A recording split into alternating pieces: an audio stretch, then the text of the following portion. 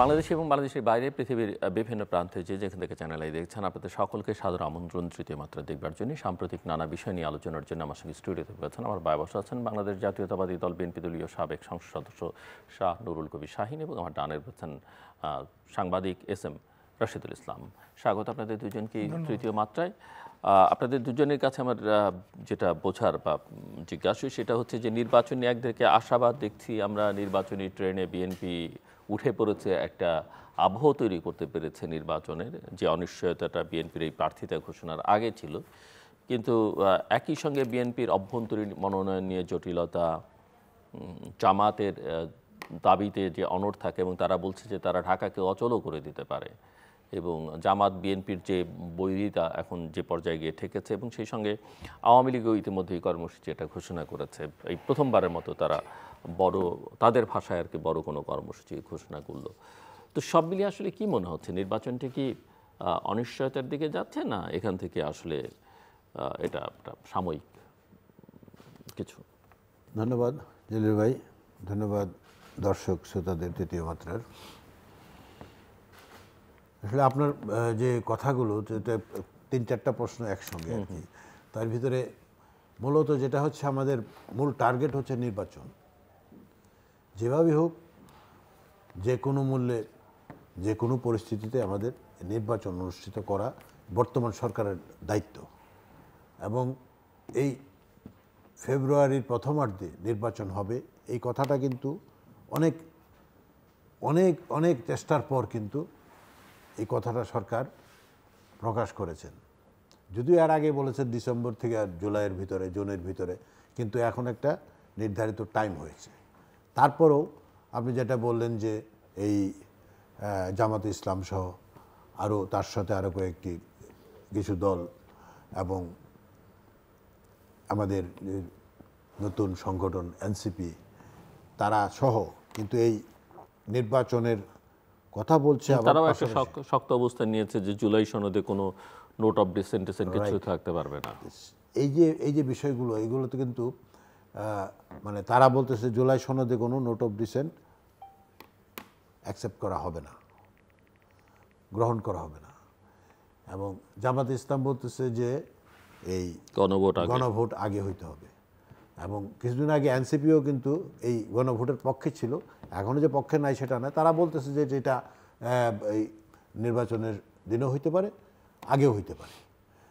এখন আবার সেটা হতে কারণও হতে পারে যে এনসিপির সঙ্গে বিএনপি এক ধরনের আলোচনা চালিয়ে যাচ্ছে, সে কারণে হতে পারে। হ্যাঁ, এরকম অনেক শোনা যায়, পত্রিকায় খবরও আসছে এরকম, যে তারা কি চাচ্ছে, কিভাবে কি আলোচনা, কিন্তু তারা তো এটা সম্পূর্ণভাবে এটাকে প্রত্যাখ্যান করেছে। এবং এটা প্রেস কনফারেন্সের মাধ্যমে এবং প্রেস রিলিজ দিয়ে কিন্তু এটার প্রত্যাখ্যান করেছে। তারপরেও আমরা বিভিন্নভাবে শুনতে পারি যে তারা একটা আলোচনায় আছে, এখনও আলোচনার টেবিলে আছে, তারা আলোচনা চালিয়ে যাচ্ছে পর্দার আড়ালে। ঠিক তেমনিভাবে কিন্তু আমরা যেটা মাঝে মাঝে শুনি, কিন্তু এই একটা আলোচনায় আছে। তারাও কিন্তু চাচ্ছে, তাদের যেটা একটা মনে হচ্ছে আর কি, বিভিন্নভাবে শোনা কথা, তারা কিন্তু চাচ্ছে যে এই মানে এই শেখ হাসিনা, ফ্যাসিস্ট শেখ হাসিনার যে একটা পলিসি ছিল যে সরকারের থেকে বিরোধী দল, গৃহপালিত বিরোধী দল, সরকারের থেকে বিরোধী দল, এরকম একটা প্রক্রিয়াও কিন্তু চায় জামাত, এরকম একটা শোনা যায়। এখন তারা এই ধরনের কিছুও চায়।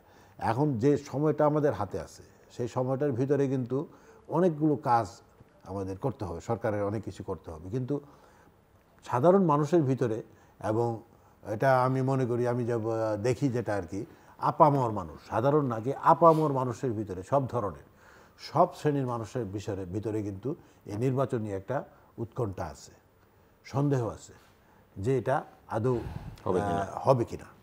তা এখন এটার যে আদৌ হবে কি হবে না, এটার নিশ্চয়তা দিবে তো সরকার। যে সরকার বর্তমান যে ইন্টারিম গভর্নমেন্ট আছেন, তিনি দিবেন এই নিশ্চয়তা। কিন্তু প্রেস সচিব কিন্তু প্রায়ই বলতেছেন যে নির্বাচন এই হবে, কেউ আটকাইতে পারবে না, পৃথিবীর শক্তি নাই, এইগুলো কিন্তু কথা মানে মানে বিশ্বাসযোগ্য কথা না। কারণ ওনার কথাগুলো এইভাবে বলা, প্রেস সচিব পৃথিবীর কোনো শক্তি আটকাইতে পারবে না, এরকম কথা কিন্তু গ্রহণযোগ্য না। উনি বলতে পারে যে আমরা মানে এটা অন্যভাবে বলা যায়, নির্বাচন হবে, আমরা বদ্ধপরিকর। হ্যাঁ হ্যাঁ, তো এখনও কিন্তু গত দু একদিন আগে সব প্রতিদিনই কিন্তু এই ধরনের কথা উনি বলতেছেন। এখন যেটা রিসেন্টলি উনি আরেকটা কথা বলতেছেন, যেটা গণভোটের ব্যাপারে উনিও কিন্তু একবারে না করতেছেন না, যেটা সরকারের সিদ্ধান্ত, যেটা বললেন যে খুব দ্রুতই এই ব্যাপারে একটা সিদ্ধান্ত সরকার দেবে। এখন সরকারের কাছ টেবিলে যদি চলে যায়, সরকার তো দিছিল যে রাজনৈতিক দলের ভিতরে যে আপনারা এক সপ্তাহ সময় দিয়েছে, এর ভিতরে আপনারা এই বিষয়টা নির্ধারণ করেন। এবং বিএনপি আবার জামাতের সঙ্গে এই বিষয় নিয়ে আলোচনা করতে রাজি নয় না, বিএনপি তো অলরেডি স্টেটমেন্ট জানাই দিচ্ছে যে আমরা এই ব্যাপারে আলোচনা করতে রাজি না, এবং আমরা এই নির্বাচনের দিনই আমরা এই গণভোট চাই একসাথে, ঠিক আছে। কিন্তু এনসিপিও কিন্তু এই কথাটা ইদানিং বলছেন যে নির্বাচন হোক আর আগে হোক, আমাদের কোনো আপত্তি নাই, সরকার যেটা ভালো মনে করে। সেখানে যদি কি বলবেন সেটা তো আর আমরা জানি না।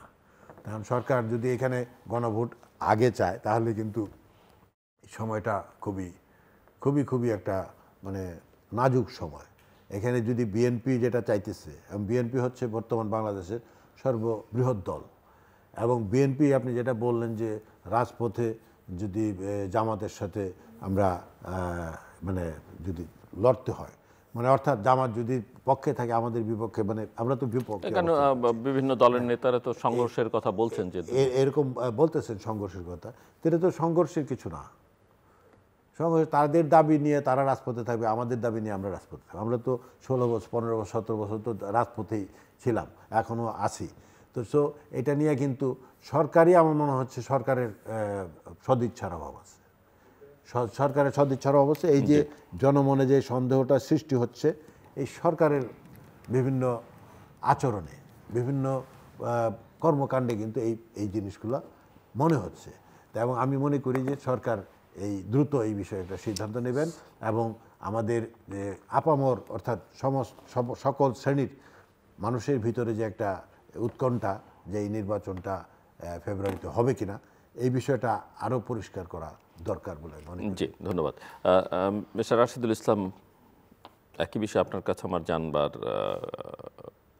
কিন্তু একই সঙ্গে আমার প্রশ্ন, আওয়ামী লীগ জামাতকে খুব কাছাকাছি চলে এসেছেন কর্মসূচির ধরন ধারণ, বক্তব্যের ধরন ধারণ, পাশাপাশি কর্মসূচি, লক্ষ্য উদ্দেশ্য কি দুটো পক্ষের একই কিনা? ধন্যবাদ জিল্লু ভাই। আমি শাহিন ভাইয়ের আলোচনার সূত্র ধরে আমি কথা বলতে চাই, তারপরে আপনার প্রশ্নের উত্তর দিব। দেখুন জিল্লু ভাই, আমরা বিএনপি নমিনেশন ডিক্লেয়ার করার পরে আমার কাছে মনে হয়েছে যে আমরা নির্বাচনের একটা ট্রেনে উঠে গেছি। সেই ট্রেনটি মসৃণ কিনা এটা একটা প্রশ্ন। আপনি যদি দেখেন যে গণভোট বা ট্রেনের দুর্ঘটনায় কিন্তু অনেক অসংখ্য মানুষের জীবনহানির ঘটনাও ঘটে, সেটা সত্য। আমি বলছি যে আপনি যদি দেখেন যে গণভোট বা জুলাই সনদের যে আইনি ভিত্তি, সেটাকে নিয়ে আমরা দেখেছি যে জামাতের নায়েবে আমির তাহের সাহেব উনি কিন্তু বলেছেন যে হাঙ্কি ভাঙ্কি চলবে না। একটি প্রোগ্রামে বিএনপির স্থায়ী কমিটির সদস্য আমির খসরু মাহমুদ চৌধুরী উনি বলেছেন যে গণভোটের যে বিষয়টি, এটি কিন্তু আমাদের যে এক্সিস্টিং যে কনস্টিটিউশন, বিদ্যমান যে সংবিধানে কোথাও নাই। তার মানে আমরা বুঝছি যে দুইটা দল একটা মুখোমুখি অবস্থায়। আমার কাছে মনে হয়েছে যে নির্বাচনের একটা সংকটের জায়গা এখানেই, এই ছাড়া আরও অন্য কোথাও খুব বেশি সংকট আছে বলে আমার মনে হয় না। এখন দেখুন, এই যে দুইটি রাজনৈতিক দলের কথা বলছি, এনারা কিন্তু দীর্ঘদিন আওয়ামী লীগের যে অপশাসন বা এক ধরনের ফ্যাসিজমের বিরুদ্ধে তারা লড়াই করেছে, সংগ্রাম করেছে, নির্যাতিত হয়েছে। তাদের কিন্তু আসলে একটা উদার মন নিয়ে, মানে কোনো সংকটের জন্য আমরা না পড়ি, তারা সংকটে পড়া মানে পুরো জাতি কিন্তু এখন সংকটে পড়বে, এবং নির্বাচনটাকে যদি কোনো অনিশ্চয়তার মুখে আমরা ঠেলে দিই, সেটা কিন্তু বড় ধরনের সমস্যা তৈরি করবে, শুধু ওই দুটি রাজনৈতিক দল না, পুরো জাতিকে। আর দেখুন, এখানে সরকারের যে বিষয়টা আমার কাছে মনে হয়েছে যে সরকার একটি নির্বাচন করতে চায়, সে বিষয়ে আন্তরিক। আপনি যদি দেখেন যে সরকার প্রধানের যদি বক্তব্য শোনেন, আমি কিন্তু জিলু ভাইয়ের সাথে আগেতেও বলেছি যে আমার কাছে মনে হয় ফেব্রুয়ারিতে ইলেকশন হয়ে যাবে, এবং আমার সেই ধারাবাহিকতায় চলছে। এখন দেখুন সরকার কতটা শক্তভাবে এই জিনিসগুলোকে হ্যান্ডেল করতে পারছে, এটা একটি প্রশ্ন। এটি অবশ্য নিশ্চয়ই অ্যানালিসিস করার মতো একটি বিষয়। আর আরেকটি বিষয় দেখুন জিল্লু ভাই, যখনই কোনো বিষয় সংকট তৈরি হয়েছে এই অন্তর্বর্তীকালীন সরকারের সময়, আমরা দেখেছি যে সরকারের প্রধান যিনি আছেন, বিশেষ করে উনি তো এই যে ঐক্যমত্য কমিশনেরও চেয়ারপারসন, তো উনাকে কিন্তু এখন উদ্যোগ নিয়ে এই সংকটটাকে রাজনৈতিক দলগুলোর সঙ্গে বসে, কারণ আপনি জানেন যে 1 সপ্তাহ বা সীমিত সময়ের একটা সময় দেওয়া হয়েছিল রাজনৈতিক দলগুলো ছিল নিজেদের মধ্যে আলোচনা করে একটা সমাধান বের করে বা কীভাবে ঐক্যমতে আসতে পারে। আমার কাছে মনে হচ্ছে সেটা হয়তো সম্ভব হবে না। আরও 2-1 দিন হয়তো সরকার সময় দিবেন। এবং আজকে আমাদের মাননীয় প্রধান উপদেষ্টা প্রেস সচিব উনি বলেছেন যে এটা রাজনৈতিক দলগুলো নিজেদের মধ্যে যদি কোনো ঐক্যমত্যে আসতে না পারে সরকার এটাকে তখন সরকার এই বিষয়টি নিয়ে দেখবে। আমার মনে হয় সরকার হয়তো রাজনৈতিক দলগুলোকে আবারও বসবে এবং একটা সমাধানের চেষ্টা করবে। আমরাও ইতিবাচকভাবে মানে আশাবাদী থাকতে চাই যে সরকার সেই সমাধান জন্য করতে পারে। আরেকটি বিষয় আপনি যেটি আরেকটা বিষয় আমি বলবো যে রাজনৈতিক দলগুলোকে কিন্তু জিলু ভাই যদি রিজিড থাকে যে আমাদের হাঙ্কি মাঙ্কি করলে চলবে না বা এটা সংবিধানে নাই, এইভাবে কিন্তু রিজিড থাকলে তো আসলে সমাধান হবে না। আমার কাছে মনে হয় রাজনৈতিক দলগুলোকে এখানে উদার হতে হবে। আর আপনি যেটি বলছিলেন যে আমি বললাম যে জামাত বিএনপি আওয়ামী লীগের কর্মসূচিও কাছাকাছি সময়ে না, দেখুন আমার কাছে একটা জিনিস মনে হয়েছে জিলু ভাই, আমি কিন্তু গ্রামের ছেলে, আমি আমার গ্রামের সঙ্গে আমার খুব যোগাযোগ। তো আমি দেখেছি যদি আমার গ্রামকে কেন্দ্র করে বা আমার এলাকাকে আমার যে সংবিধানের যে ওই সংসদে যে আসন সেখানকার যদি চিন্তা করে আমি দেখেছি যে বিএনপি এবং জামাত দুই দলই কিন্তু আওয়ামী লীগের ভোটারদের টানার একটা কৌশল ইতিমধ্যে তারা কিন্তু তাদের সেই স্ট্র্যাটেজি বলেন তারা কিন্তু শুরু করেছে। এখন আমার কাছে মনে হয় জামাত এবং আমার কাছে যেটা মনে হয়েছে যে আওয়ামী লীগের যারা ভোটার বা আওয়ামী লীগের যারা হচ্ছে আপনি যদি বলেন যে একজন ইউপি চেয়ারম্যান বা স্থানীয় নেতা, আমার কাছে কেন জানি মনে হয়েছে এবং আমার যে অঞ্চলে বাড়ি ওই অঞ্চলে যশোর সাতক্ষীরা ওই অঞ্চলে কিছুটা হলো জামাত কিন্তু শক্তিশালী। আমার কাছে মনে হয়েছে যে ওখানে বিএনপির তুলনায় জামাতের দিকে ঝুঁকছে আওয়ামী লীগের অনেক মানে লোকাল নেতারা। তো এটা জামাতের একটা কৌশল হতে পারে, আমি জানি না যে হয়তো ভোটের একটা কৌশল হতে পারে। কিন্তু আমি বলছি যে রাজনৈতিক কর্মসূচি যেটা তারা 11 তারিখ 13 তারিখ কাছাকাছি সময়ে এবং 11 তারিখ তো জামাতের 1-2 নেতা বলেছেন যে তারা দরকার হলে তাদের দাবি না মানা হলে এর মধ্যে তারা ঢাকা অচল করে দেবেন। আবার আওয়ামী লীগের কমপ্লিট শাটডাউন বলি আর হরতাল বলি সেগুলোর নেচারও তো আমরা আমাদের অতীত অভিজ্ঞতা আওয়ামী লীগের এই কর্মসূচি নিয়ে খুব বেশি অরিড না। আমার কাছে মনে হয় না যে আওয়ামী লীগ এই কর্মসূচি দিয়ে খুব বেশি যে রাস্তাঘাট অবরোধ করে একটা বিশৃঙ্খলা করতে পারবে সে শক্তি বা জনগণের যে সমর্থন সেটা তারা পাবে বলে আমার কাছে একেবারেই মনে হয় না। কারণ এর আগে আমি দেখেছি আওয়ামী লীগের কিন্তু এই ধরনের কর্মসূচির আড়ালে তো এনআরকি তৈরি করা সম্ভব, সেটা সম্ভব, কিন্তু এবং সেটা মোকাবেলার প্রস্তুতি সরকারের সেরকম খুব আছে সেটা তো আমাদের জানা নেই। এবং ইভেন গত জুলাই আগস্টে যে অস্ত্র লুট হয়েছে বিভিন্ন থানা থেকে সেটাও তো সরকার এখন পর্যন্ত উদ্ধার করতে পারেনি। না, সরকারের দেখেন সরকারের পারফরমেন্সে অনেক ব্যর্থতা আছে, কিন্তু সরকারের আন্তরিকতায় ঘাটতি আছে এটা আমি মনে করি না। আরেকটি বিষয় যে আমি বলবো যে এই যে বিএনপি বলেন জামাত বলেন বা যেসব রাজনৈতিক দল এই ফ্যাসিবাদ বিরোধী আন্দোলনে ছিল যারা সংগ্রাম করেছে তাদেরকে কিন্তু এখন আসলে আপনি যদি রিজিট থেকে যদি অ্যানার্কিক তৈরি করার একটা সুযোগ করে দেন সেটা ঠিক হবে না। এবং রাজনৈতিক দলগুলোকে এখানে আসলে রিথিঙ্ক করতে হবে। যে রাশেদ ভাই যেটা বললেন যে ওনার এজামশনটা বললেন, উনি আশাবাদী যে ইলেকশন ফেব্রুয়ারিতে হয়ে যাবে, তো সেটা আসলে সবাই দেশের মানুষ কিন্তু একটা চাচ্ছে। কারণ তবে কেমন নির্বাচন সেটা একটা মুখ্য বিষয় যে এটা কি 14, 18, 24-এর ধারাবাহিকতার একটা নির্বাচন না এতদিনের যে মানুষের আকাঙ্ক্ষা মানুষ ভোট দিতে পারেন এটা ভালো একটা নির্বাচন বাংলাদেশের মানুষ দেখবে। সেটাই আমি বলতেছি যে এখন আশাবাদী মানুষ একটা সুষ্ঠু সুন্দর অবাধ নিরপেক্ষ নির্বাচন। এখন এখানে নির্বাচনের মাঠে যদি আমরা নির্বাচনী আমেজ আমরা একা একা তৈরি করি এবং নির্বাচনের মাঠে যদি আমরাই থাকি, যেটা অতীতে আমি বলতে পারি যে এরকম 15 বছর কিন্তু এইভাবেই গেছে। মাঠে কিন্তু পত্রপত্রিকায় টেলিভিশনে বক্তৃতায় উত্তাপ, কিন্তু আসলে মানে নির্বাচনী যেটা আসল নির্বাচন যেটা জনগণের মাঝে যেটা সেটার কোনো উত্তাপ কোনোদিনই উপলব্ধি করতে পারেনি দেশের মানুষ গত 15 বছর। এখন কিন্তু এটার জন্য কিন্তু মানুষ মুখিয়েছিল, মুখিয়ে আছে। তা এখন এই নির্বাচনটা যেটা জিলু ভাই বললেন যেটা যদি প্রতিদ্বন্দ্বিতামূলক না হয়, নির্বাচনটা যদি একপেশা হয়ে যায়, নির্বাচনে যদি সরকারের ভূমিকা সঠিকভাবে রাখতে না পারে, তাহলে কিন্তু এই নির্বাচন এই জনগণের কাছে কিন্তু আবার ওই হাসির পাত্রে পরিণত হবে এবং এটা সারা দুনিয়াতে গ্রহণযোগ্যতা নিয়ে প্রশ্ন উঠে যাবে। তো এইখানে যে বিষয়গুলো লক্ষ্য করা যাচ্ছে যে এই যে আপনার জিলু ভাই বললেন যে জামাতের কর্মসূচি বা এই আপনার এই আওয়ামী লীগের নিষিদ্ধ আওয়ামী লীগ, এখন তো আর আওয়ামী লীগ বলা যায় না, নিষিদ্ধ আওয়ামী লীগের কর্মসূচির সাথে অনেকটা মিল আছে। এটা কিন্তু জামাতের কিন্তু এটা অনেকটা এটা আজকে নতুন না, এটা কিন্তু তাদের এই আচরণ কিন্তু আজকে নতুন না। আপনি যদি সেই পিছনে যান একটু, সেই 96 সনে দেখবেন এই ধরনের কর্মসূচি তারা অনেক করছে, ঠিক আছে। এখন যেহেতু এটা নিষিদ্ধ, তারা ওপেন হয়তো নাও বলতে পারে, কিন্তু ওই যে আপনি যেটা বললেন যে আওয়ামী লীগের নেতারা বা কর্মীরা জামাতের দিকে ঝুঁকতেছে, এখানেও কিন্তু একটা অন্য ইকুয়েশন আছে, অন্য রকমের আপনার অঙ্ক আছে।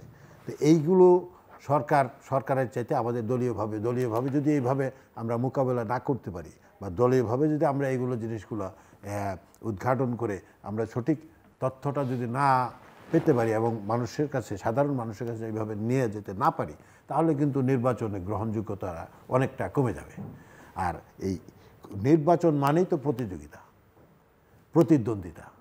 সেই প্রতিদ্বন্দ্বিতা কিভাবে হবে সেটা সরকারেরও যেরকম দায়িত্ব, দলগুলোরও সে দায়িত্ব। এখন দলের ভিতরে যে আপনার অবস্থানগুলো, এই যে বললাম যে জামাতে একদিকে আছে, আমরা একদিকে আছি।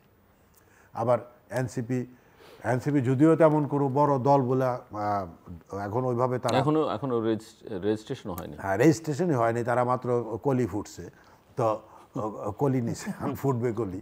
তো সেখানে কিন্তু তাদের কিন্তু এরকম অবস্থান বাংলাদেশে নাই, সারা দেশে। এখন তারপরেও তারা কিন্তু একটা কিংস পার্টি হিসেবে আবির্ভূত হয়েছে, ঠিক না? তো অনেকটা কিংস পার্টি। তা এখন এটা তো সরকারের অনেকেই বলে, আমরাও দেখি যেটা সরকার মদতপুষ্ট, এগুলো বিভিন্নভাবে মানুষ আলোচনা করে, সমালোচনা করে। তো এখন এইভাবে যে নির্বাচনটা, যেটা জিল্লুর ভাই বলতেছেন যে আমি তো দেখি না, তা এখন জিল্লুর ভাইয়ের চশমা দিয়ে দেখে না, আমার চশমা দিয়ে তা আমি কী দেখবো? জিল্লুর ভাই তো সারা বাংলাদেশ দেখতেছে, এবং সারা দিনই ওনার কাজই হচ্ছে, উনি একজন মানে না স্বনামধন্য সাংবাদিক। উনি খালি তৃতীয় মাত্রা নিয়ে ব্যস্ত না, ওনার আরও অনেক, উনি একটা বিশাল সংগঠনের নেতৃত্ব দেয় ওনার। আমার ভুলও হতে পারে, বাট আমি আমারটা বলি না, ভুল বলতেছি না, আমি বলতেছি যে আপনার চশমা তো অনেক ফোকাস, তাই না? অনেক ফোকাস, কারণ আপনার কাছে সারা দেশেরই খবর সময়ে সময়ে আসতেছে, সারা দেশের সাথে আপনার যোগাযোগ, আন্তর্জাতিকভাবে আপনার যোগাযোগ। কিন্তু এই যে বিষয়টা যেটা বললো যে আমার রাশেদ ভাই, যে এই যে জামাতের নেতারা ওনারা এরকমই মানে হয়ে গেছে গা, মানে কি বলে, তারা এখন ফাঙ্কি স্টাইল হয়ে গেছে গা, যে কি হাঙ্কি পাঙ্কি বিভিন্ন রকমের এই সমস্ত ল্যাঙ্গুয়েজ তারা ব্যবহার করতেছে। তার মানে তারা খুবই হোস্টাইল হয়ে গেছে গা, তাই না? মনে হচ্ছে তারা খুব হোস্টাইল হয়ে যাচ্ছে। কিন্তু রাস্তায় যদি নামে, তাহলে কিন্তু সেখানে কিন্তু যত বলুক, যে জেলু ভাই বলুক বা আপনি বলেন বা যে বলুক, যে জামাতের কাছে টিকতে পারবো না, এটা ভুল, এটা সম্পূর্ণ ভুল। কারণ আমাদের যখন দেয়ালে পিঠ থেকে যাবে এবং আমরা যখন আমাদের অস্তিত্বের চিন্তা করব, তখন কিন্তু এগুলো মানে ধূপে টিকবে না। আমরা একটা বড় ইস্যু রাশেদুল ইসলাম, যে এই নির্বাচনটা আসলে কতটা শান্তিপূর্ণভাবে হবে। কারণ আমি যদি কতগুলো বিষয় আপনার সামনে আনি, যে আমি অস্ত্র উদ্ধারের কথা বললাম, অস্ত্র উদ্ধার হয়নি, প্রচুর অস্ত্র বাইরে আছে। আমরা যদি স্থানীয় সরকার উপদেষ্টা তার যে বক্তব্য বা তার যে কর্মসূচি, ইদানিংকালে কত 1800 না 1500 যুবককে তৈরি করছেন, কারাটে প্রশিক্ষণ, সরকারি অর্থে অস্ত্র প্রশিক্ষণ, এবং তার যে মাইন্ডসেট, তিনি এর আগে কয়েক মাস আগে একটা ইন্টারভিউতে বলেছিলেন যে জুলাই আগস্টের অভ্যুত্থানে যদি 5 তারিখে কিছু না হতো, তাহলে তারা অস্ত্র তুলে নিতেন। তো সেই অস্ত্র আসলে কোত্থেকে আসতো, সেটা একটা বড় প্রশ্ন।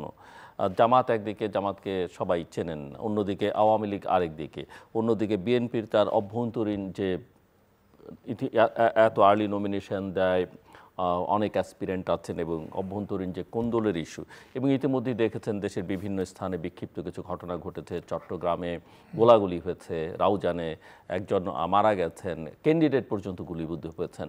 এবং প্রফেসর মোহাম্মদ ইউনূস তিনি বেশ কয়েক মাস আগে একবার বলেছিলেন যে পুলিশই তো এখনও তৈরি হয়নি, নির্বাচন কীভাবে হবে। আবার এই কথাও তিনি বলেছেন যে এখন তো নির্বাচন হলে, কয়েক মাস আগের কথা, খুব বেশি সময়ের আগে না, ব্যালট বক্স ছিনতাই হয়ে যাবে। সো আমরা তো আগে দিনের ভোট রাতে দেখেছি, এখন কি একদিনের ভোট আগের দিনের বেলায় দেখব কি না, অনেক রকমের প্রশ্ন, এবং ব্যালট বক্স ছিনতাইয়ের কথা কিন্তু রাজনৈতিক দলগুলো বলছে। তো আসলে কেমন ধরনের, আপনি যেখানে আশাবাদী বলছেন, তা আমি কি ধরনের নির্বাচন, নাকি নির্বাচন এটা হলেই হলো, দিনটা পার করতে পারলেই হলো, না, ফলাফল একটা হয়ে গেল? নির্বাচন একটু হলে ডেফিনেটলি না, দেশের মানুষের তো প্রত্যাশা হলো যে একটা এবং সুষ্ঠু, এবং fair এবং এবং গ্রহণযোগ্য নির্বাচন হতে এবং হবে। প্রেস সেক্রেটারির কথা যেহেতু এখানে আলোচনার মধ্যে এসেছে, তিনি কয়েকদিন আগে প্রধান উপদেষ্টার বরাত দিয়ে বলেছেন যে প্রধান উপদেষ্টা বলেছেন এই নির্বাচন শুধু চ্যালেঞ্জপূর্ণ নেই, যে কোনো সময় বড় যে কোনো ধরনের আঘাত আসতে পারে। না, এবং সেটাও তো একটা বড় শঙ্কার বিষয় বা উদ্বেগের বিষয়, যে প্রধান উপদেষ্টা দেশের সরকার প্রধান বলেন যে বড় আঘাত আসতে পারে, তো না বুঝে শুনে নিশ্চয়ই বলেননি। না, সেটা দেখুন, আপনি যদি দীর্ঘদিন একটি রাজনৈতিক দল যারা ক্ষমতায় ছিলেন, এবং আওয়ামী লীগ তো একটা বড় রাজনৈতিক দল, তো আওয়ামী লীগের এখন কাজটা কি? এখন কাজ হচ্ছে একটা দেশে একটা অ্যানার্কি তৈরি করা, নির্বাচন যাতে না হয়। আমার মনে হয় আমাদের যিনি মাননীয় প্রধান উপদেষ্টা, উনি এটাকে মিন করে হয়তো বলেছিলেন যে আওয়ামী লীগের এক ধরনের অপতৎপরতা মানে রয়েছে। আওয়ামী লীগ এখন পোটেনশিয়াল থ্রেট তাহলে? না, ডেফিনেটলি আওয়ামী লীগের তো দেখেন, আওয়ামী লীগের ইন্ডিয়াতে কি পরিমাণ আওয়ামী লীগের লোকজন আছে, তাদের কাছে টাকা আছে, তাদের তো একটা নেটওয়ার্ক আছে, দেশের মধ্যেও আছে, তো এটা তো একটা ডেফিনেটলি থ্রেট। আরেকটি বিষয় দেখেন না, দেখুন জিলু ভাই, আমার কাছে মনে হয় যে আপনি যদি আওয়ামী লীগের রাজনৈতিক কর্মসূচি বা আওয়ামী লীগের কর্মসূচির সঙ্গে জামাত বা এনসিপির কর্মসূচিকে যদি মেলান, এবং সেটা যদি আসলে জামাতের কর্মসূচি, এনসিপির কর্মসূচি যদি আওয়ামী লীগের কাছাকাছি হয়, সেটি কিন্তু খুব দুঃখজনক হবে। কারণ এটা তো আমরা দেশের মানুষ কিন্তু এখন চাই না এটা। আপনি যদি আমাদের মানে জুলাই আগস্টের যে বিপ্লব, যে রক্তঝরা যে বিপ্লব, এই বিপ্লব তো আসলে একটা জন আকাঙ্ক্ষা আছে, এবং একটা বড় আকাঙ্ক্ষা হচ্ছে যে আমরা একটা ভালো নির্বাচন পেতে চাই। তো সেই জায়গায় যদি আপনি জামাতের কর্মসূচি যদি আওয়ামী লীগের সাথে কোনো কারণে মিল দেখেন, বা এনআরকি তৈরি করার একটা আমরা যদি সেরকম একটা দৃষ্টিকোণ থেকে সেরকম কিছু দেখতে পাই, সেটা কি খুবই দুঃখজনক হবে।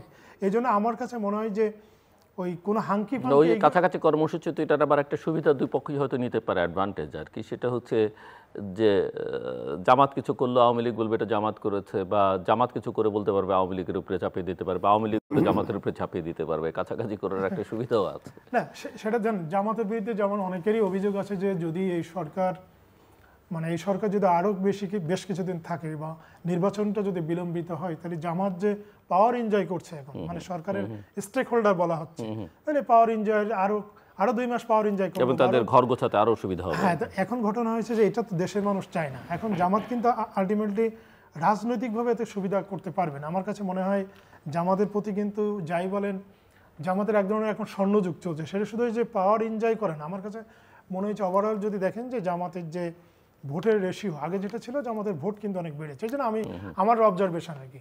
কিন্তু আমার কাছে মনে হয় এই যে একটা ইতিবাচক একটা দৃষ্টিকোণ মানুষের, বা ইতিবাচক একটা অ্যাজামশন মানুষের মানে জামাতের প্রতি, এটা কিন্তু থাকবে না। এবং আমার মনে হয় জামাত সেই জিনিসটা বুঝবে। আর একটা বিষয় যে এনসিপির আমার কাছে, আপনি এনসিপির মানে একজন নেতার কথা বললেন, মাননীয় মন্ত্রী উপদেষ্টা উনি, আমার কাছে মনে হয় না এইগুলোর কোনো বাস্তব ভিত্তি আছে, এবং এইগুলো আসলে নির্বাচনকে খুব বেশি প্রভাবিত করতে পারবে, এটা আমার কাছে মনে হয় না। আরেকটি জিনিস দেখেন, ওই যে প্রেস সচিবের একটা বিষয় আমি বলি, যে উনি মাঝে মাঝেই বলছেন যে নির্বাচন কেউ ঠেকাতে পারবে না। এটা আমার কাছে মনে হয়, আপনি জানেন যে সারাদিন কিন্তু আমার কাছে অন্তত প্রতিদিন 20 জন লোক জিজ্ঞাসা করে যে আসলে কি ইলেকশন হবে। এই যে জনমনে এক ধরনের মানে বিভ্রান্তি বলেন, বা মানে এক ধরনের জানার বিষয়, আমার কাছে মনে হয় এইটা মানুষকে এক ধরনের আস্থার মধ্যে নিয়ে আসা, হয়তো ওই কারণে উনি বলার চেষ্টা করেন যে পৃথিবীর কোনো শক্তি নাই। আর আপনি যদি দেখেন যে আওয়ামী লীগের যে সাম্প্রতিক সময় কি বলেছে, যে নির্বাচন এই মানে ডক্টর ইউনূসকে বলেছে যে উনি একজন রাজাকার, ওনার অধীনে কোনো নির্বাচন হতে পারে না। তো এটা তো আওয়ামী লীগের কৌশল হবেই। আওয়ামী লীগ তো এখন আসলে দেশের মানুষের কাছ থেকে বিতাড়িত হয়েছে। এখন মানুষের কাছে যদি তারা রাজনৈতিকভাবে ফিরে আসতে চায় বাংলাদেশে, তাহলে তাদের এইগুলো করতে হবে। কিন্তু এইগুলোকে যদি আমরা এখন মোকাবেলা, শুধু সরকার না, আমার মনে হয় রাজপথের যে রাজনৈতিক দলগুলো আছে তাদেরও কিন্তু এই জায়গায় কাজ করতে হবে। আরেকটা বিষয় হচ্ছে বিএনপিরও অনেক, আমার কাছে মনে হয়েছে যে জিল্লু ভাই এটা বলতে কেমন মানে মনে হবে যে বিএনপিরও যারা মনোনয়ন বঞ্চিত হয়েছে, বিএনপি তো অনেক যোগ্য মানুষ ছিলেন, তাদেরও কেউ কেউ হয়তো বলার চেষ্টা করছে যে নির্বাচন জনমনে সন্দেহ আছে। আমি বলছি যে ওভারঅল কিন্তু আরেকটা বিষয় হচ্ছে যে প্রতিবেশী ভারত, হ্যাঁ, তাদের প্রতি আমাদের অনেক ক্ষোভ আছে, অসন্তোষের যৌক্তিক কারণও আছে। কিন্তু এত বড় প্রতিবেশী হিসেবে তার সঙ্গে যে ধরনের একটা এনগেজমেন্ট আমাদের দিক থেকেও রাখা দরকার ছিল, অবশ্যই তাদের দিক থেকেও থাকা দরকার, সেখানে একটা বড় ঘাটতি। এবং সাম্প্রতিককালে দেখছেন যে আমাদের বর্ডারে তাদের হ্যাঁ, ক্লিংয়ের ইস্যুর বাইরেও তারা তাদের নিরাপত্তা জোরদার করতে এটা তাদের কোনো রাজনৈতিক নেতারা এখন বলছেন যে বাংলাদেশ সরকার আসলে যেটা করছে প্রফেসর ইউনূস সেটা কোনো অবস্থাতেই গ্রহণযোগ্য না, এবং সবকিছু মিলিয়ে এই নির্বাচনের দিকেও তাদের একটা বড় নজর। এবং ওনারা কিন্তু নির্বাচনটাকে বলছেন যে ইনক্লুসিভ একটা নির্বাচন হতে হবে বাংলাদেশে। জিলু ভাই, আমার কাছে যেটা মনে হয় এই ইনক্লুসিভ নির্বাচনের কথা ওনারা আগে বলেন, আগে কখনো বলেন। এবং এই ইনক্লুসিভ নির্বাচনের কথার অর্থই হচ্ছে আওয়ামী লীগকে নির্বাচনে সুযোগ দিতে হবে, আমার কাছে যেটা মনে হয় আর কি। তো সেইটা আপনি দেখেন যে বাংলাদেশে আওয়ামী লীগ যে গণহত্যা চালিয়েছে এবং বাংলাদেশে পুরো নির্বাচনী ব্যবস্থাটাকে তারা একদম পকেটের মধ্যে ঢুকিয়ে দিয়েছিল। এবং আপনি যেটি বলছিলেন যে 14, 18 বা 24-এর মধ্যে ইলেকশন আগামীতে হবে কিনা, মানে আওয়ামী লীগ যে এই ইলেকশনগুলো করেছে, এবং আমার মনে হয় না যে আওয়ামী লীগ এই মুহূর্তে যদি আপনি একেবারে ধরে এনে বলেন যে ইলেকশন করেন, এটা আমার কাছে মনে হয় না, আমি জানি না, তবে এটা এই সুযোগটা তাদের এই মুহূর্তে দেওয়া ঠিক কিনা। আরেকটি বিষয় দেখুন, আপনি শাহিনবাগে একটা প্রশ্ন করছিলেন যে 14, 18, 24-এর মতো ইলেকশন হবে কিনা। আমি এই জায়গায় একটু দ্বিমত পোষণ করি আপনার সঙ্গে, যে দেখুন ওই সময় কিন্তু শেখ হাসিনা নিজে প্রধানমন্ত্রী থেকে এবং তার যে ফ্যাসিজম সেটাকে কিন্তু দীর্ঘায়িত করতে চেয়েছিলেন এবং ওইভাবে ইলেকশন করেছিলেন। এখানে কিন্তু একটা জিনিস আমার কাছে মনে হয় যে ডক্টর ইউনূসের নেতৃত্বে যে সরকার, এই সরকারকে দেখেন কেউ বলে যে এটা জামাতের সরকার, আবার কেউ বলে এটা এনসিপির সরকার, কেউ বলে বিএনপির সরকার। তার মানে আমার কাছে মনে হয় না যে ডক্টর ইউনূস কোনো রাজনৈতিক দলের প্রতি পক্ষপাতিত্ব করবে নির্বাচন সময়ে, এবং একটি ফেয়ার ইলেকশন হওয়ার সম্ভাবনা আছে। হ্যাঁ, এখানে আপনি বলতে পারেন যে আমাদের আইন শৃঙ্খলা বাহিনীর সেই সক্ষমতা কতটুকু আছে, আমরা দেখেছি 5 আগস্টের পরে অনেক দুর্বলতা দেখেছি। সেই জায়গাগুলোতে সরকারকে আন্তরিকভাবে কাজ করতে হবে, এটা তো বিকল্প নয়। বাট নিরপেক্ষতা নিয়ে প্রশ্ন আছে না, নিরপেক্ষতা নিয়ে প্রশ্ন আমি ওই অর্থে আমি বলবো যে আছে, এটা মনে হয় না আমার কাছে। জি, শাহনুরুল কবির শাহীন। আমাদের আপনি রাশিদুল ভাই যেটা বললো যে আওয়ামী লীগের বিষয়টা, তা আওয়ামী লীগের বিষয়টা কিন্তু ওই সাধারণ মানুষের ভিতরে কিন্তু ওই আগ্রহটা নাই। কিন্তু আওয়ামী লীগ যে নির্বাচনে আসতে হবে বা নির্বাচনে তাদের পার্টিসিপেট করতে হবে, এই বিষয়টাকে নিয়ে কিন্তু সাধারণ মানুষের ভিতরে তেমন কিন্তু আমি দেখি না যে তাদেরকে নিয়ে ইলেকশন করতে হবে। কিন্তু আপনার একটা সচেতন মহল যেটা আছে তাদের ভিতরে একটা এই ধরনের একটা রিয়াকশান আছে যে আওয়ামী লীগকে নিলে হয়তো ভালো হবে বা এটা বলতেছে। কিন্তু সরকার এবং দেশের মানুষের ভিতরে, সাধারণ মানুষের ভিতরে কিন্তু আওয়ামী লীগ নিয়ে তেমন কোনো উৎসাহ আমি দেখি না। আর আওয়ামী লীগে যারা সমর্থক আছেন, আওয়ামী লীগের যারা আওয়ামী লীগের পৃষ্ঠপোষকদের বিভিন্ন রকমের আওয়ামী লীগ আছেন, তাদের ভিতরে তো একটা আগ্রহ থাকতেই পারে। এবং আওয়ামী লীগের সাথে যেটা ওই যে বললেন যে জামাতের যে একটা সম্পৃক্ততা, এটা কিন্তু অতীতেও ছিল, এখনও আছে, ভবিষ্যতে হয়তো থাকবে। এটার একটা তাদের একটা মানে এটা তাদের একটা পলিসি হইতে পারে। এখন এই যে আপনার নির্বাচনে যেটা আপনি বলেন, মাননীয় প্রধান উপদেষ্টা উনি নিজেই বলেছেন যে নির্বাচন বন্ধের জন্য যে কোনো সময় আক্রমণ হইতে পারে। তো এটা তো একটা উনি হচ্ছে দেশের সবচেয়ে মানে দায়িত্বশীল ব্যক্তি বর্তমানে, উনি আমাদের প্রধান উপদেষ্টা। ওনার মুখ থেকে যে এই কথাটা যেহেতু আসছে, নিশ্চয়ই এটার কিছু পিছনে কারণ আছে। সেই কারণগুলো কিন্তু আমরা আর ব্যাখ্যা পাই না। আর কারণগুলো এটার পিছনে যে এটা এরকম একটা আক্রমণ হইতে পারে, আক্রমণের জন্য আমাদের কি মানে করা উচিত বা কি করলে আমাদের হবে, এই ধরনের কিন্তু কোনো ওই কথা পর্যন্তই রয়ে গেছে। কিন্তু এটা নিয়ে যে অ্যাওয়ারনেস, যে আমাদের ভিতরে একটা সচেতনতা তৈরি করা বা জনগণের ভিতরে একটা সচেতনতা তৈরি করা, এটা নিয়ে পরে কিন্তু আর এটা নিয়ে কোনো আলোচনা বা কিছু হয় নাই। পাশাপাশি আপনার যে অস্ত্র উদ্ধারের কথা বললেন, যে অস্ত্রগুলো আছে সেই অস্ত্রগুলো কিন্তু মানে তেমন অল্প কিছু অস্ত্র রিকভারি হয়েছে। এখন এই অস্ত্র কোথায় গেল? এই অস্ত্র কোথায় গেল? যদি দেশে থাকে, দেশের ভিতরে থাকলে তো এই অস্ত্র উদ্ধারের তো ওই ধরনের কোনো তৎপরতা আমরা দেখতে পাচ্ছি না। যেরকম ধরেন আপনার চিটাগাং একটা ঘটনা ঘটে গেল এই কয়েকদিন আগে, যে আমাদের প্রকাশ্যে ঢুকে একটা র্যালির মধ্যে। হ্যাঁ, সেটাই তো, যে একটা র্যালির মধ্যে ঢুকে সে ঘটনা ঘটায় আবার নিশ্চিন্তে সে চলেও যেতে পারছে। এখন এই ধরনের ঘটনা তো আরও যে ঘটবে না, এবং এই ধরনের ঘটনা আরও অনেক ঘটার কথা শুনি আমরা। তো এইভাবে তো নির্বাচন আপনি কিভাবে, হ্যাঁ, যে আমরা শুনি যে প্রার্থীরা কিন্তু এরপর অনেক সতর্ক হয়ে গেছে, কারণ হয়তো এখন তারা সন্ধ্যার পরে বাইর হওয়া তাদের জন্য একটা চিন্তা, আপনি যেরকম বললেন আপনাদের এলাকা বা এদিকে চিটাগংয়ের বা বিভিন্ন জায়গাতে এরকম মানে সমস্যা আছে যেগুলো, এখানে তাহলে এই নির্বাচনটা আপনি কিভাবে এইভাবে আপনার এই যে গত 1 বছরে তো এক রাউজানেই আপনার পলিটিক্যাল কিলিং হচ্ছে 16টা 12 মাসে। তো এইটা পাশাপাশি আমাদের পার্শ্ববর্তী দেশ ভারত, আগে যেটা বললেন যে আগে তারা ওই যে 3-4টা নির্বাচন তারা ডামি নির্বাচন করে, 14তে বিনা ভোটে 154 জন, 18তে আপনার দিনের ভোট রাতে, 24-এ হলো আমি ডামি। তো এই ব্যাপারে কিন্তু তারা কোনোদিন কথা বলে নাই, তাই না? তারা কোনো কথা বলে নাই। ইদানিং তারা বলতেছে যে একটা ইনক্লুসিভ অংশগ্রহণমূলক নির্বাচন। তো এটার পিছনে তো ওই যে আপনি যেটা বললেন যে অবশ্যই একটা তাদের উদ্দেশ্য আছে, অবশ্যই একটা তাদের বিষয় আছে যে বাংলাদেশে তাদের যে অবস্থানটা, যেটা আপনি বললেন যে সরকারের সাথে একটা দূরত্ব তৈরি করা বা ই করা, দূরত্ব হইতেই পারে, কিন্তু এটা দূরত্বটা আবার আমাদের বর্তমান এই মানে বর্তমান বিশ্বে আমাদের সকলের সাথে সকলের একটা মানে সম্পর্ক ভালো হোক খারাপ হোক রাখা। এই যে আমেরিকার সাথে চায়নার অত কিছু হইতেছে, অনেক কিছু হইতেছে, কিন্তু তাদের কিন্তু আবার একটা আন্ডারস্ট্যান্ডিংও আছে। তো আমাদের এই বিষয়গুলো নিয়ে চিন্তা করলে কিন্তু জিল্লুর ভাই যেরকম বলতেছেন যে আমি জিল্লুর ভাইয়ের সাথে কিন্তু দ্বিমত করতে পারি না যে আমি নির্বাচন দেখি না, ঠিক না?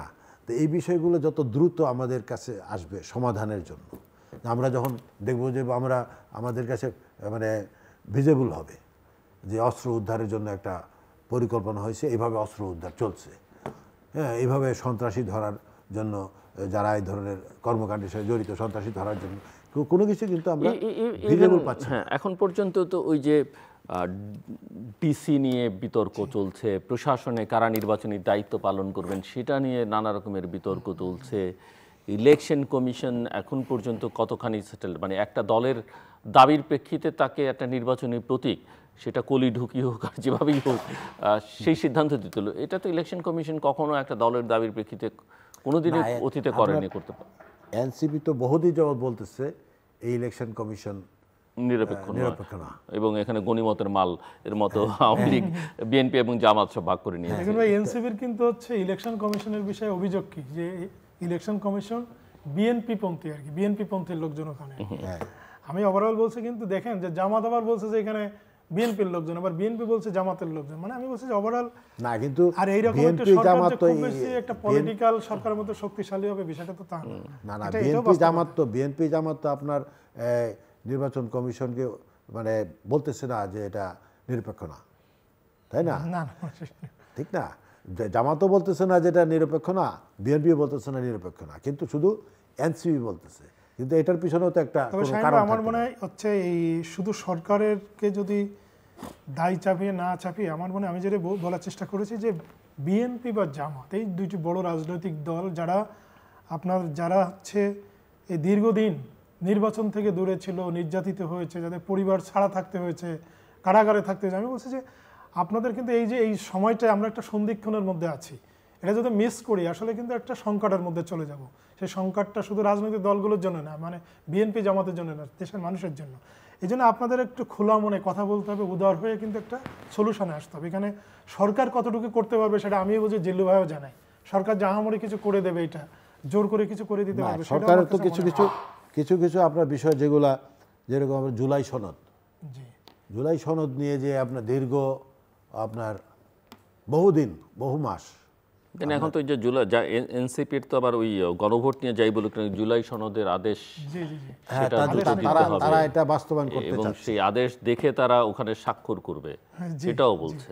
কিন্তু আমার মনে হয় এই জায়গাগুলো হয়তো একটা মিনিমাইজ হয়ে যাবে। এখন গণভোটের বিষয়টা জামাত যেহেতু একটা আরও কয়েকটা রাজনৈতিক দল সহ তারা মাঠে এক ধরনের উত্তাপ ছড়াচ্ছে, কিন্তু হ্যাঁ, আবার বিএনপিও কিন্তু এটা, বিএনপির আমির খসরু মাহমুদ চৌধুরী যদি স্পষ্টভাবে, আমি এই প্রোগ্রামটাতে ছিলাম, স্পষ্ট উনি বলেছেন যে এটা যেহেতু বর্তমান সংবিধানে না, এটা গণভোটের কোনো ইয়েই নাই, এটা গণভোট পরবর্তীর বিষয় আর কি।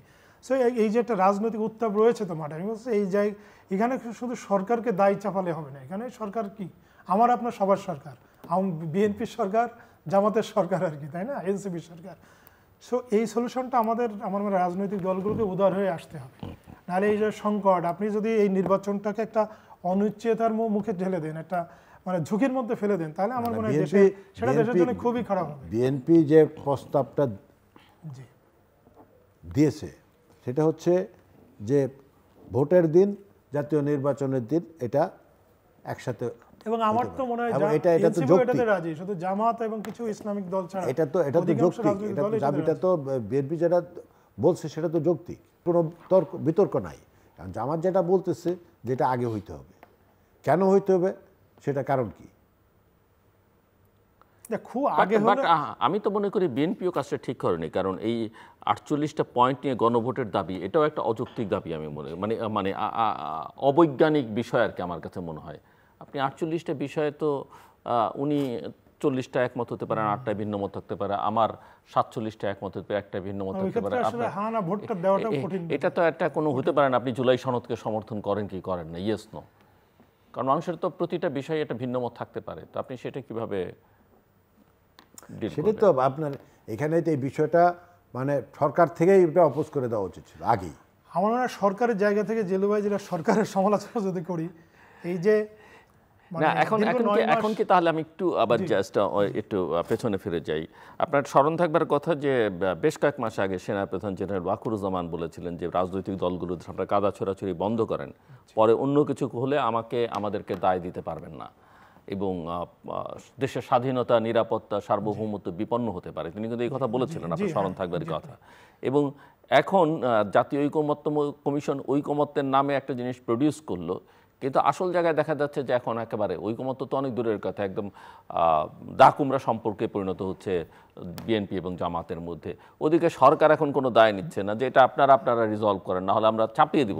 এবং চাপিয়ে দেওয়াটা তো কারো না কারো পক্ষে, অন্যরা সেটা মানবে কিনা, জটিলতা তো বাড়লো। আমি দেখি না মনে হয় যে এই যে 9 মাস যাবত আপনার ঐক্যমত্য কমিশন কাজ করলো এবং এত বড় একটা জিনিস রেডি করলো, আমি শুনছি যে প্রায় 40,000 পেজ না কত পেজ এটা ডকুমেন্ট হয়েছে। এখন আপনি জুলাই সনদটা যে আইনি ভিত্তি দেওয়া, এই প্রিপারেশনটা আরো আগে থেকে নেওয়ার দরকার ছিল। মানে আমি বলছি যে আপনার এই জুলাই সনদ নিয়ে যে আলোচনা দীর্ঘ 9 মাস, কারণ আইনি ভিত্তিটা কিভাবে দিব এই প্রিপারেশনটাও এই যে একেবারে নির্বাচনের এই সময় নেয় আমার মনে হয় আরো 5 মাস আগে থেকে এটা নিয়ে আলোচনা করে একটা সিদ্ধান্তে আসার দরকার ছিল, যেটা আমি মনে করি ঐক্যমত্য কমিশনের এই জায়গায় একটা দুর্বলতা। কারণ এটা যদি আগে থেকে সেটেলড হতো তাহলে কিন্তু এই সময়টা তো আসলে একটা ক্রুশিয়াল টাইম। আমরা সবাই নির্বাচনমুখী থাকতে চাই, এখন যদি এরকম একটা বিষয় নিয়ে এই নির্বাচনটাকে ঝুঁকির মধ্যে ফেলা হয় সেটা আসলে দুঃখজনক এবং সবার জন্য খারাপ হবে। জিলুভাই আরেকটা জিনিস আপনার শোর মাধ্যমে বলতে চাই, সেটা হচ্ছে যে দেখুন আমি অর্থনীতির ছাত্র, আমি এটা ফিল করি আর কি। আপনি যদি সারা পৃথিবীর পলিটিক্যাল পার্টিগুলোর বক্তব্য, বিবৃতি, তাদের ইস্তেহার, তাদের সারাদিনের যে কর্মসূচি যদি দেখেন, বা দেশের মানে অন্য দেশের আমি বলবো যে রাষ্ট্র যারা পরিচালনা করেন তাদের কিন্তু মূল থাকে ইকোনমি, মানে আমাদের কিভাবে অর্থনীতিকে তাকে ভাইব্রেন্ট করবে, কিভাবে জব ক্রিয়েশন হবে। আপনি দেখেন এই যে জুলাই যে আন্দোলন, এটি হলো কিন্তু মানে কি মানে চাকরি পাচ্ছিল না। এই জায়গাগুলোতে আমাদের রাজনৈতিক দলগুলো খুবই দুঃখজনক। আমার কাছে মনে হয় যে তারা ফোকাসড এই জায়গাগুলোতে খুব বেশি ফোকাস রাখে না। এবং আপনার সত্যিকার অর্থে আমার মনে হয় যদি আমরা জব ক্রিয়েশন করতে পারি, যদি আমরা ইকোনমিকে ভাইব্রেন্ট করতে পারি, তাহলে কিন্তু কোনো দেশে অ্যানার্কি আর থাকবে না। এবং এই অ্যানার্কি মনে করেন এই যে গুলিগালাজ করা এগুলো থাকবে না। আমাদের রাজনৈতিক দলগুলোর ফোকাসড হয় না। আমি আশা করি আগামীতে যে ইলেকশন হবে, ইলেকশনের আগে প্রত্যেকটি রাজনৈতিক দল তার ইস্তেহারে এই জিনিসগুলোকে বেশি ফোকাসড করবে। সত্যিকার অর্থে এই জিনিসগুলো যদি করতে আমরা ব্যর্থ হই তাহলে কিন্তু আমাদের এই টানাপোড়েনের মধ্যে আরও আমরা অনেক সময় পারবো, কয়েক যুগ পার করবো। এই জায়গাগুলোতে আমাদের আসলে ইশতেহার আপনি বিশ্লেষণ কবে করবেন? কারণ ওনারা তো সবাই ইশতেহারটা দেন নির্বাচনের 2-4 দিন আগে, তখন তো ভোটারের পক্ষে বিচার বিশ্লেষণ করার সুযোগ থাকে। আরো আগে দিলে এটা নিয়ে ডিবেট করার সুযোগ থাকে এবং সাধারণ মানুষকে কিন্তু আপনার মতো যারা নাগরিক মানে আমরা যারা সিভিল সোসাইটি আছে তাদেরও একটা সুযোগ থাকে এটা দেশের মানুষকে অ্যাওয়ারনেস করা। কারণ ইশতেহারে আসলে এবং আপনি ইশতেহারটা দিলেন, সেই ইশতেহারটা আসলে বাস্তবায়ন হচ্ছে কিনা সেটা নিয়েও যদি মানুষ যদি এটা নিয়ে এক ধরনের সচেতন না থাকে তাহলে কিন্তু মানুষের জিজ্ঞাসা করারও থাকে না। এই জায়গাগুলো আমাদের কাজ করার দরকার। এবং জিল্লু ভাইয়ের মতো যারা আছে, যারা সিভিল সোসাইটিকে লিড দেয়, মানে এই ইশতেহারগুলোকে আসলে মানুষের কাছে নিয়ে যাওয়ার দরকার। আমি এটা রাশেদ ভাইয়ের সাথে একমত। এই ইশতেহারটা যদি আমরা অন্তত 1 মাস আগে যদি আমরা প্রকাশ করতে পারি, মিনিমাম করলে সেটা ওয়েবসাইটে দিয়ে দিলে। ইশতেহার আপনি 3 মাস আগে করলেও আমার মনে করি এমন কোনো আরো বেটার। ঠিক আছে, একটা দল যখন ইলেকশন করবে যে আমার আগামী নির্বাচনে, হ্যাঁ নির্বাচনের তারিখ এদিক সেদিক হতে পারে, কিন্তু আপনার নির্বাচনী ইশতেহারের সঙ্গে তার কোনো সম্পর্ক, তারিখের কোনো সম্পর্ক আছে বলে মনে হয় না। এটা একটা মানে ভালো যুক্তি আমি মনে করি। এবং এটা কারণ এগুলো নিয়ে ডিবেট হলে মানুষ সচেতন হয় যে কে কি কার পলিসি কার কে কি কি পলিসি করবে। কে কি করতে চাচ্ছে কে কি, এটা কিন্তু একটাই আছে আমাদের, যেরকম আমাদের বিএনপির কিন্তু একটা 31 অলরেডি দফা। 31 দফা, আচ্ছা। 31 দফা তো এটা অনেকটা ইশতেহারের মতো, তাই না? এটা এটা এটা অনেকটা ওটা তো আপনার দলের একেবারে একটা, আপনার দলের নিজস্ব সাংগঠনিক একটা 31 দফা আর কি, কিন্তু ওভারঅল ইশতেহার তো একটা আলাদা জিনিস, এবং এটা নিয়ে আসলে ডিবেট হওয়ার দরকার। না ঠিক আছে, কিন্তু ওটাও আপনার অনেকটা যৌক্তিক 31 দফা। তা এখন যে বিষয়টা হচ্ছে আমাদের এই যে আমরা যে মনোনয়ন বিষয়টা যেটা বললেন আপনার, ওই মনোনয়নটা অনেকটা কিন্তু আমার মনে হয় যে দিতে বাধ্য হয়েছে, আমাদের বিএনপির মনোনয়নটা কিন্তু দিতে কেন বাধ্য হয়েছে পরিবেশের কারণ। কারণ সরকার কিন্তু ওইভাবে যেটা সরকারের পদক্ষেপ বা বিভিন্ন কর্মকাণ্ডে আমাদের মনে হচ্ছে বা মনে হচ্ছিল, এটা আমার পার্সোনাল অপিনিয়ন, আমার ব্যক্তিগত মতামত, যে এটা মনে হচ্ছিল যে এটা যদি আমরা দেই তাহলে নির্বাচনের ফ্লোটা আসবে, এবং আমরা যে নির্বাচনমুখী হইতেছি এই বিষয়টা দিয়ে সরকারকে একটা চাপ সৃষ্টি করা, ঠিক আছে, সেই চাপ সৃষ্টি করা, এবং এই মনোনয়নটা কিন্তু এইভাবেই কিন্তু এটা মনোনয়ন প্রকাশ করা হয়েছে, ঠিক না? তা এখন এখানে মনোনয়ন নিয়ে কিন্তু আপনার কিছু বললেন, যেটা কিছু বিভিন্ন জায়গায় বিভিন্ন রকমের হচ্ছে, তো এগুলো তো হইতেই পারে, কিন্তু তারপরেও এই বিষয়গুলো নিয়ে আমাদের যেমন কোথাও কোথাও তো আপনাদের প্রার্থীরা মানে বলেছেন যে মনোনয়ন পাননি মানে এখন পর্যন্ত, যে তিনি নির্বাচন করবেন, যেমন লক্ষ্মীপুরে আশরাফুদ্দিন নিজান। হ্যাঁ, অনেকেই ঘোষণা দিতেছেন যে দিতে পারেন, যেরকম আমি মনোনয়ন পাই নাই, কিন্তু আমার বিষয়টা হচ্ছে আমি তো যে 5টা ক্রাইটেরিয়াতে মনোনয়ন দেওয়ার কথা, সেখানে আমার দৃষ্টিতে আমি কোনোটাতেই মানে পিছে নাই, কিন্তু আমাকে কেন দেওয়া হলো না কি হলো না সেটা তার ব্যাখ্যা তো আমি চাই নাই, বা চাইলে নাও পাইতে পারি, কিন্তু এখানে এইসব এরকম বিষয় নিয়ে অনেকগুলো ঘটনা হয়তো বা আসছে যেখানে অনেক বিতর্ক সৃষ্টি করছে। তা আমি আশা করব যে আমাদের মাননীয় মহাসচিব তো বলছেন যে এটা হচ্ছে প্রাইমারি, যেটা আমরা পরবর্তীতে আরও এটা মানে চুলচেরা বিশ্লেষণ করে আবার একটা চূড়ান্ত মনোনয়ন যখন দেওয়া হবে, সেটা নর্মালি মনোনয়নটা দেওয়া হয়তো অল্প কয়েকদিন আগে নির্বাচনের, মানে শিডিউল ঘোষণার পরে, তা সেভাবেই হওয়া উচিত ছিল, কিন্তু বিএনপি আওয়ামী লীগের মতো দল বা অন্যান্য বড় দলগুলো কিন্তু তাই করে সাধারণত, কিন্তু এটা কিন্তু একটা পরিস্থিতির কারণে কিন্তু এটা করতে হয়েছে। আমার ধারণা যে এটা সামনে অনেক সংযোজন বিয়োজন হবে, এবং যারা যোগ্য আছে, যাদেরকে যোগ্য থাকা সত্ত্বেও বিভিন্ন কারণে তাদেরকে মানে দেওয়া হয়নি, হয়তোবা তাদেরকে আবার ইনক্লুড করা হবে, এটা আমার দৃঢ় বিশ্বাস। ইসলাম একটা জাস্ট অন্য প্রশ্ন করি, সেটা হচ্ছে যে এই যে মনোনয়ন দেয়া হচ্ছে এবং জামাতকেও মনে হচ্ছে তারাও জোটবদ্ধ নির্বাচন করবে, বিএনপিও জোটবদ্ধ নির্বাচন করতে চাইছে, এনসিপি কার সঙ্গে যাবে এখনো সিদ্ধান্ত নেয়নি বা একক করবে কিনা, কিন্তু এবারে আরপিওতে একটা নতুন বিষয় ঢুকেছে যে আগের থেকে পরিবর্তন করে যে প্রত্যেক দলকে তার নিজস্ব প্রতীকে নির্বাচন করতে হবে। তো প্রত্যেক দল যদি নিজস্ব প্রতীকে নির্বাচন করে সেক্ষেত্রে আসলে ফলাফলটা কী হবে? কারণ বাংলাদেশে সাধারণভাবে মানুষ তো প্রতীক চিনে ধানের শীষ, নৌকা, লাঙল আর দাঁড়িপাল্লা, আর কোথাও কোথাও হয়তো হাত।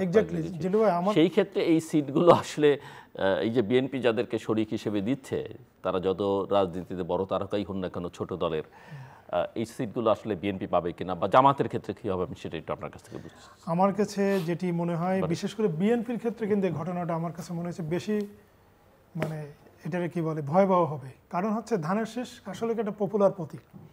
এখন ধানের শীষের প্রতীক ছাড়াই যখন একজন বিএনপির সঙ্গে জোট হয়ে কেউ নির্বাচন করবে, অপরদিকে বিএনপির কোনো শক্তিশালী ক্যান্ডিডেট যদি ওই আসনে ইলেকশন করে স্বতন্ত্র ক্যান্ডিডেট হিসেবে, এবং ওই ইন্ডিপেন্ডেন্ট ক্যান্ডিডেটের কিন্তু উইন করার একটা সম্ভাবনা থেকে যাবে, বা তার প্রতিদ্বন্দ্বী ক্যান্ডিডেট থাকলো না।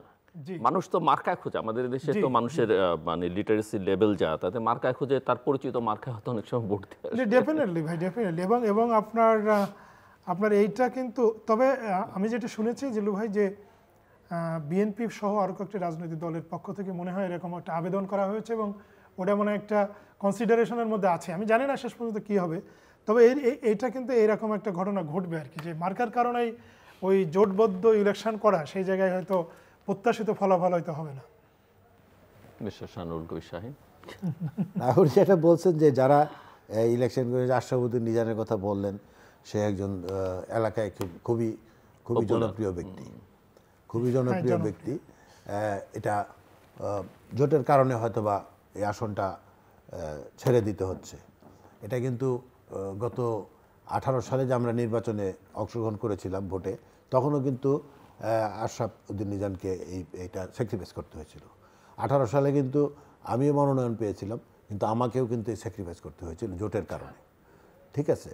কিন্তু এখন আমরা যারা এখন মানে বলা যায় যে আমি ত্যাগী ত্যাগী ত্যাগী ত্যাগী ঠিক না, ত্যাগীর কথা বলতেছি না, যারা আমাদের মানে এই অনেক মানে শ্রম আছে, মেধা আছে, অনেক কিছু আছে দীর্ঘদিন যাবৎ এখন এইখানে যদি মানে আমরা 60+ এখন, তো এখন এখানে যদি এই ধরনের পরপর 2বার যদি আমাদের স্যাক্রিফাইস করতে হয়, সেখানে কিন্তু আসলে একটা মানে নির্বাচনের ভিতরে জনপ্রিয়তা থাকা বা এটার ভিতরে একটা কিন্তু অন্যরকম এই সমস্ত ব্যাপারে, যেরকম ওইখানে যতটুকু নিজামের জায়গায় আছেন তাকে হয়তো অন্যভাবে চিন্তা ভাবনা করা যেতে পারে, টেকনোক্রেট পাবলিক নেই, কিন্তু এইগুলো তো কিন্তু যারা আমরা নেতৃত্ব দেই বা এলাকায় কাজ করি বা জনগণের সাথে থাকি, তখন কিন্তু জনগণের কাছে কিন্তু এই জিনিসটা খুব প্রশ্নবিদ্ধ হয়ে যায়।